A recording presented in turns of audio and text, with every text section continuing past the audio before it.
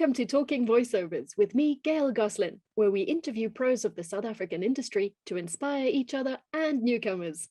Today we'll be talking to Tara MacPherson. Tara will be telling us about the dubbing industry in Cape Town and how you too can get into it. So welcome to Talking Voiceovers. Thank you very much for having me.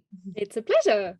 Tara, tell us your story because we love hearing stories. How did you get into voiceovers? So, born and bred Cape Townian, I went to a performing arts school, Waterfront Theatre School. In my last year, there was a girl who was doing a course with us and she said, "Oh, you should get into dubbing," to the class. And at the time, it was Waterfront Studios. They had a dubbing section. And she was like, literally walk down the road and ask if you can audition. So we were like, okay, cool. Did a couple auditions, didn't hear back.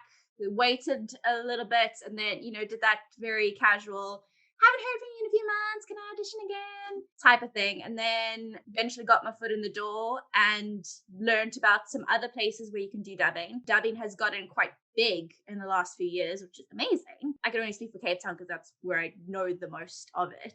Yeah, that's basically it. And then looking up on YouTube and becoming obsessed with learning all the kind of things. I grew up loving cartoons and animated things and voiceover. So part of me had thought, oh, it's not going to happen here. And then I subsequently found out that no, actually, it's a big market. It's a growing market. So I'm in.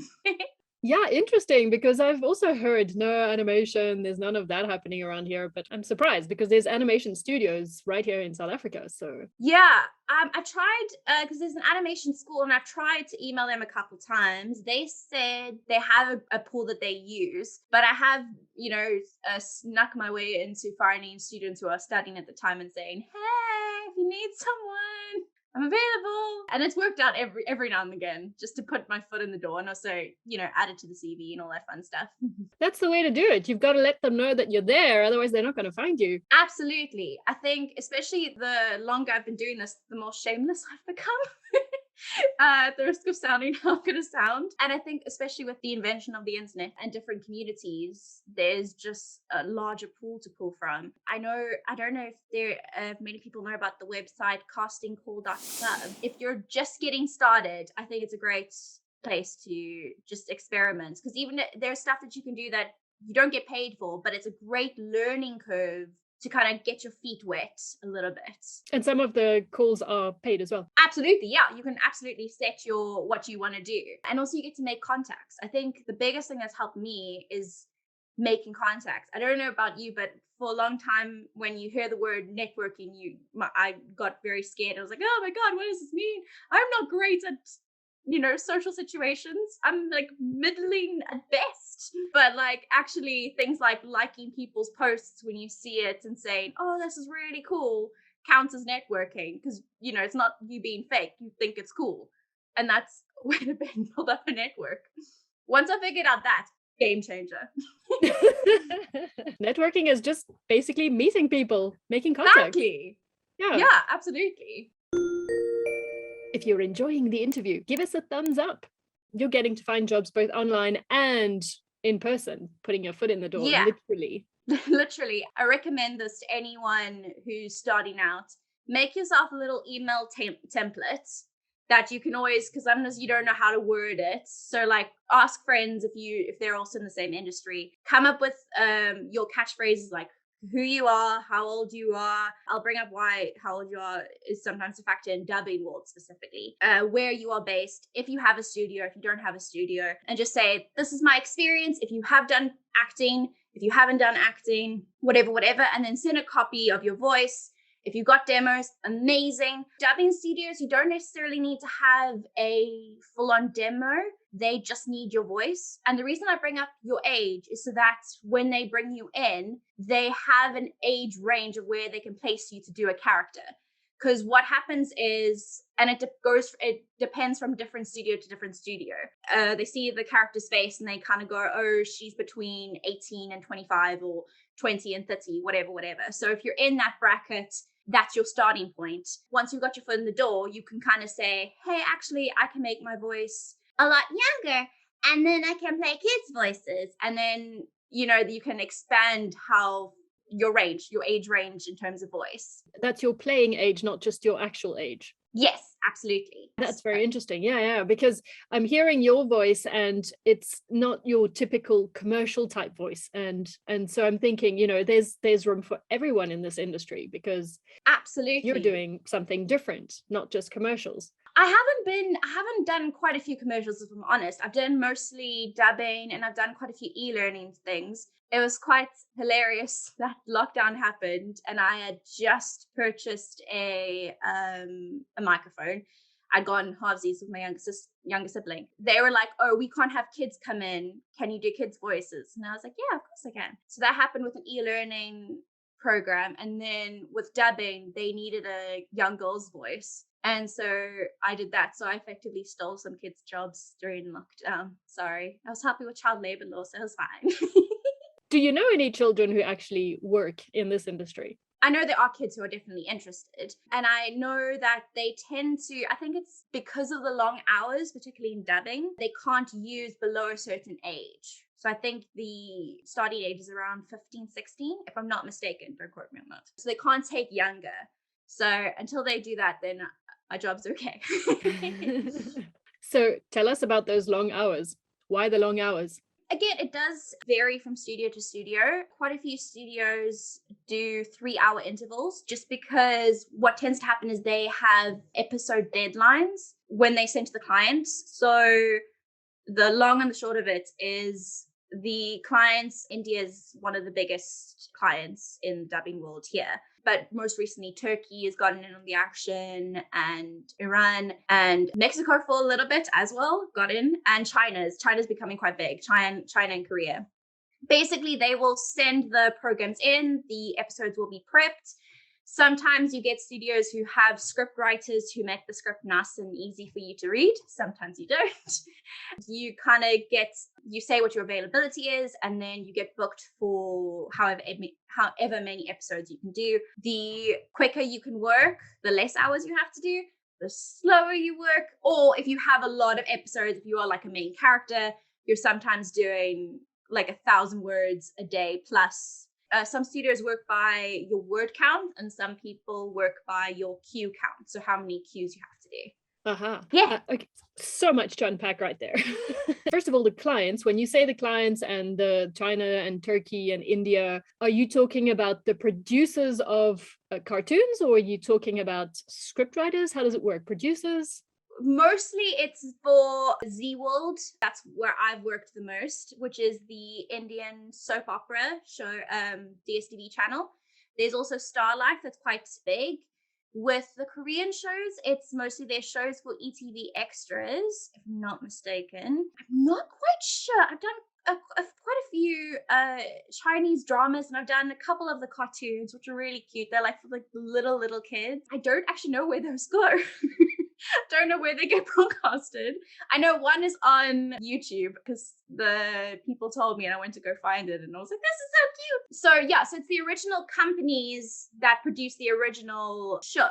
And then they'll say, oh, we want to make it more accessible for whatever reason. And so they get sent to the different dubbing studios in Cape Town or wherever. And then they get prepped there. I think some things get prepped by the original client, and then some things get prepped by the in-house studios, if I'm not mistaken. That might be different for every studio. Interesting. So it's not just cartoons that you do. I was thinking you're doing cartoons and I'd love to do more cartoons. Like that, but I'd love to. So you also do soap operas and films. Yeah. Amazing. I tend to, just because of the way my voice is, I tend to get either the very eccentric characters. I've done a few bad guys, which are always fun. Can't go wrong with a good, like, evil laugh. And then recently I've been doing quite a few kids. I always thought I could just do girls' voices, but recently they've been giving me boys, and you just kind of have to go, okay, cool. And then also, if you can do baby voices, that also gets you in the door.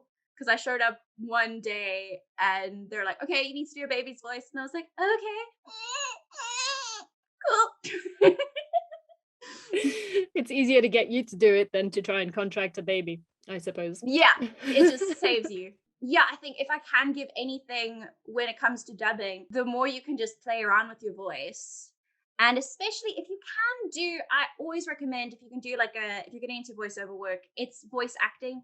Do an acting course. It can only help you just in terms of technique for your voice, because the more you have technique, the less you're going to run into issues later on in terms of losing your voice or injuring your voice. But also, if you can do a improv class, and this is coming from someone who's not very great at improv, very basic at improv, it's done me so much good later on. There are some really great improv courses in South Africa. There's Improv Guys, and there's a theatre sports one that I can't remember the name of, but it can only help you just in terms of not freaking out when they say, can you do this? You know, the whole like basic principle of yes and sure, let's do it. Do you think there's improv courses online as well as in person at this day At and the age? moment, I know quite a few are online. I know there's one guy, Rob Kutz. He's got an online course. I know Improv Guys were doing online stuff. I don't know if they still are, but there are definitely courses, and it's worth just trying it out. Because again, you're getting a new skill, and improv can only help you in any form of entertainment industry, but also you do interact with other creatives, and again, that's networking, but learning from different people. And quite a few people in the improv world are also dubbing artists or voice artists. You're also getting tips from them. Can't hurt to try. Yeah. And I suppose when you're doing your dubbing, do you get the script beforehand, or do you have to sight read? No, it's sight reading, baby. So improv is useful. Very, especially you don't have a director with you. I know that in places in like America, you sometimes get a director helping you out, but most of the time you are on your own with the engineer. The engineer sometimes has context because they've dubbed the other characters in the scene, but sometimes they're like, I don't know what's happening. They've just been given it to you. You kind of just have to read, and like I said before, sometimes you have scripts that have been prepped to match the lip flaps for you. So you just have to read and act, because obviously different languages have different rhythms and different patterns. So where in English we will say, I went to the shops to get some bread, a different language, you might have to break it up because of the language and go, I went to the shops to get some bread. And you have to make that sound natural. Sometimes that doesn't really work. Sometimes it does. And the more you have improv skills, the more you read as much as you can, whatever you can, the more you can kind of go, okay, I don't have to panic. I can work around this. Maybe you have to do it 1 or 2 takes. That's okay. What sort of happens with me is because I am naturally a faster talker. Sometimes even when there's prep, because I'm going faster, there's like a syllable or 2 that I need to add. And again, the more you do it, the more you read, you automatically go, oh, well, I can add a so far, or please, thank you, or actually, whatever. Are you watching the character on screen in their language while you're speaking them? Yes. So it depends on the different studios. So there's 2 ways that, in my experience, what I have experience with dubbing. One hand, it's the 3-2-1 karaoke type way of dubbing, where you will have the visuals on screen, the original visuals, and then you'll have a text underneath that you've got to read from. So you're looking up and down at the same time. The other type of dubbing that I've experienced is a dual screen. So you've got one big screen. On one side is the visuals, and on the other side is the script. So you're reading and watching from side to side, if you will. Yeah, so it's a lot of do your eye exercises. I don't know if those exist. So it's all things you've just got to get used to. Yeah, and I mean, I remember when I first started, it was very overwhelming. Let's just put it that way, because there's a lot of things to consider, plus the acting, plus the reading, plus you want to be understood, plus all the different little nuances that you want to add. You know, there's things like reaction, watching how they breathe. Sometimes you get a lot of help with that. Sometimes you just gotta go. Personally, I really enjoy doing reactions. I know lots of other dubbing people don't really, because so like reactions are things like laughing, or I know in a lot of Hindi dramas and in Turkish ones, they do a lot of, it's called like the mouth click. So they do like a lot of, or that kind of mouth movement. And you just have to like be ready in case they do it, because sometimes it's scripted and sometimes it's not. If they do heavy breathing, lots of crying, particularly in the soap operas. I really enjoy doing those because then I can't mess up the lines. So I can just go forever there. And again, the more you do improv, the more you can just keep going. Because sometimes in an improv scene, they'll tell you to keep going and they'll tell you when to stop. So you're just like, okay, I'll just keep going then. And sometimes it's the same with in dubbing. There's been quite a few shows where it's like 2 or 3 minutes of just crying and then a word here and there. And you're just like, okay, cool. Do you have to sing sometimes? I have had to sing. I haven't had to sing well. I mean, I can sing pretty well. I studied musical theater, but a lot of my characters, they're not going for singing. They're singing badly on purpose, if that makes sense. You just have to kind of copy them. I don't have to do like the full-on Bollywood numbers. Oh, They yeah. usually like keep that in the original. Once I was like, do you want me to? I mean, I'll learn. At the moment, I haven't, but my career is still young as far as I'm concerned. How long have you been doing this? I got into dubbing 2015, 2016. So that's about 5-6 years. Hey, not bad. Yeah. Good experience. Yay! Yeah. And did musical theater course help you? Definitely. Just any type of acting course that you can do. Musical theater, just because it's well-rounded, you get all the 3 different parts of performance. I mean, there's more than that, but there's the singing aspect, the dancing aspect, and the physical the acting aspect of it. Sorry. And yes, you are just using your voice, but your voice is in your body, so it makes sense that they're connected. The way you sit will affect how your voice comes out. And the biggest game changer for me is using breath control, because you can communicate a lot of emotion just by breathing a certain way, which then makes your voice go, oh, I'm sad because I'm breathing sadly, if that makes sense.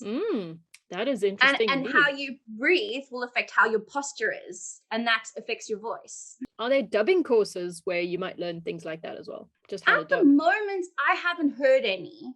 I kind of learn on the go. I do know that there's been talk of some studios wanting to offer those courses, but I don't know as yet if they have started those preparations.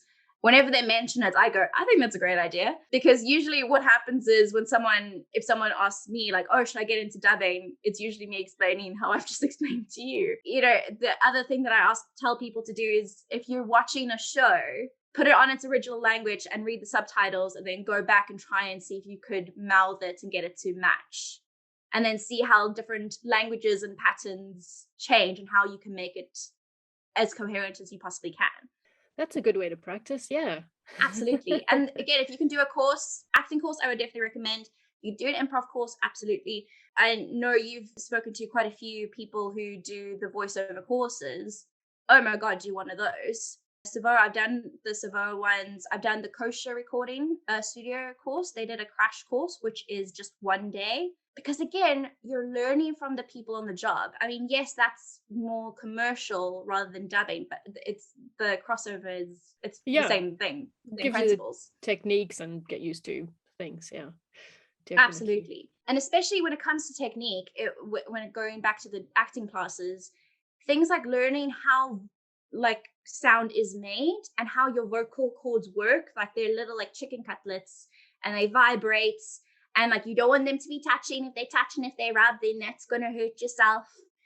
If you know that and you can take care of your voice, it's going to give you a longer career and allow you to experiment with your voice in a safe way. I've been able to do more things with my voice, knowing how sound is made and knowing things like how our accents work. And I know like the very basics of it, like in terms of how the weather affects our voice and stuff like that. The more you know that kind of stuff, the more it can help you. Yeah, absolutely. Do you always do the dubbing in studio, or sometimes do you do it from your home setup? No. You have to go into the studios. I know I've done a couple of things recording at home for like e-learning things. I've done a kids comedy podcast that's on Spotify that's really cute. But just because the dubbing is so intensive and like it's having to match your sound like so meticulously with the lip flaps, it's easier for them to have the engineers who, know what they're doing rather than a voice actor who may know what they're doing or may accidentally do the wrong thing. But you've got a microphone at home, but you don't use it so much. Well, not for dubbing anyway. Yeah, not for dubbing. I have done it for some voiceover stuff. At the moment, I've been very lucky that I'm very busy with the dubbing, and I also teach part-time. So I haven't done as much as probably other people should be doing or I could be doing. At the moment, I'm doing quite a few main characters. So I'm there a lot. That's brilliant. That's amazing. That's really cool. What do you teach? I teach drama, actually. Wonderful. Yes, I teach at a performing arts school called the Byron Bio Academy of Theatre Arts. And it's basically geared towards people who are working so they can do the courses, or they want to do singing classes, acting classes, dancing classes in their own time. And then I do some courses on just acting technique. I am very particular about my vocal exercises because, particularly as South Africans, we have a lot of jaw tension, and that's just how our accent is. So I'm very particular about making sure that we unlock that lovely jaw tension and then bring the tongue to the front of the mouth, because our tongue is usually sitting at the back doing very little, and then we have to make it work, and it doesn't like us very much. It's okay. And then we work towards doing different things, working on technique, working on getting people ready for exams. That's interesting. And do you do that online? We did do it online when there was hard lockdown. We are doing in-person classes because of the way the college is structured. The classes are quite small and personalized, so it is quite safe. We do give students the option to do things online as well, obviously depending on availability and time. But yes, we kind of do like a mix. I'm just thinking for people who aren't in Cape Town. So Oh yes, absolutely. Yeah, let us know. When you do the dubbing for the soapies and the international episodes, do you use a South African accent, or do you adapt to sound more neutral, or do you put on an accent? Great question, actually. It depends on the client. For Z-World and Star Life, they want a very neutral South African accent.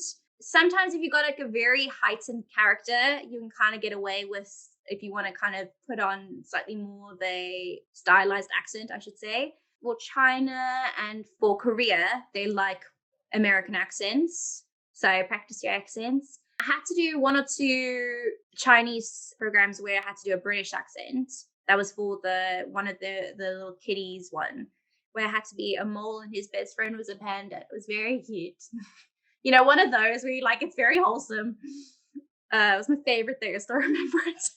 So you need to have practice with accents. Do you know if there's anybody Absolutely. coaching that? I don't think I'm really good at teaching accents, so I wouldn't recommend me. But there are some really good ones. I'll be honest, I've got limits. There are some really good accent coaches. We actually have some who are like the best in the country or like the world.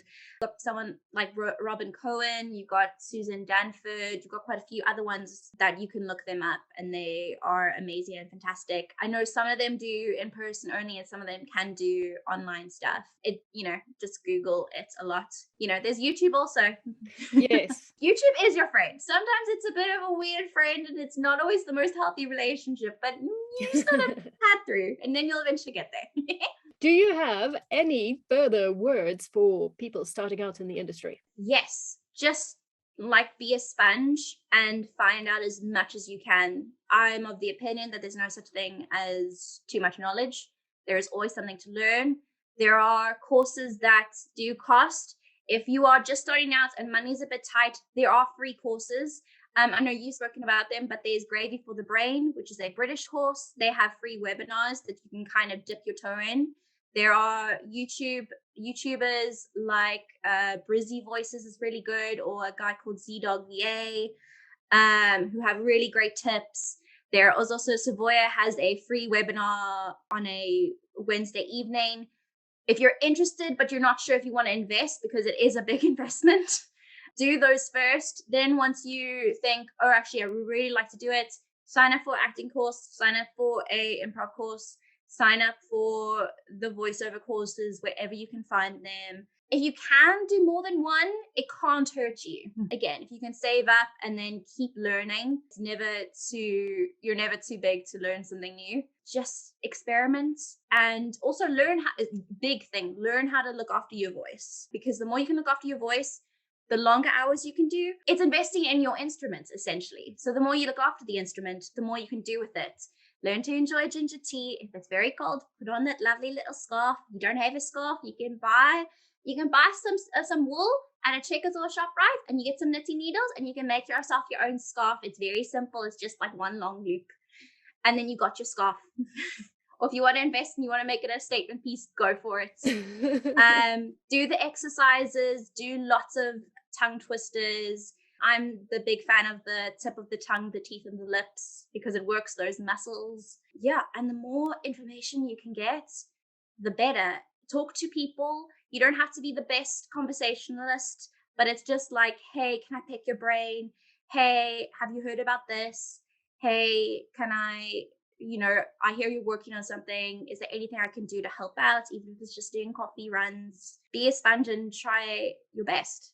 And then there is so much space. I believe strongly that the more we tell each other about opportunities, the more we open the doors up, the pool gets bigger, which means more opportunities become, because more people are interacting with each other and becoming creative and inspiring other people.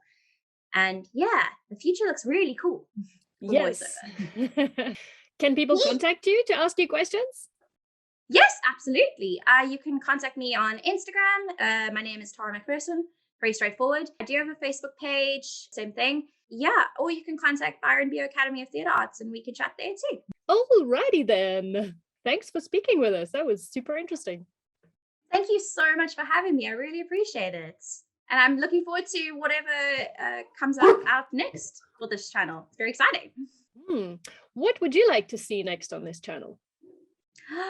Ooh, I did think about this actually. I would love to hear from maybe one of the production teams talking about the production side of the dubbing world. I'd love to hear, like, what am I doing wrong? What am I doing right? That is so cool. I've got one next week. Oh my god, fantastic! Yay! Just whoever you can get. If you want some names, I'll send them to you. Yeah, that is always useful. Yeah, definitely. Well, thank you, Tara. That was really cool. Really appreciate it. Thank you so much. We'll hear you on the airwaves. See you and hear you around. Cheers. Bye. This was Talking Voiceovers. To make sure you don't miss any of the following episodes, be sure to subscribe and hit that bell button. Did you know all the Talking Voiceover episodes so far have been self-funded, and I need your help to keep going. So if you've learned anything valuable, please buy me a coffee or two by clicking the link in the description.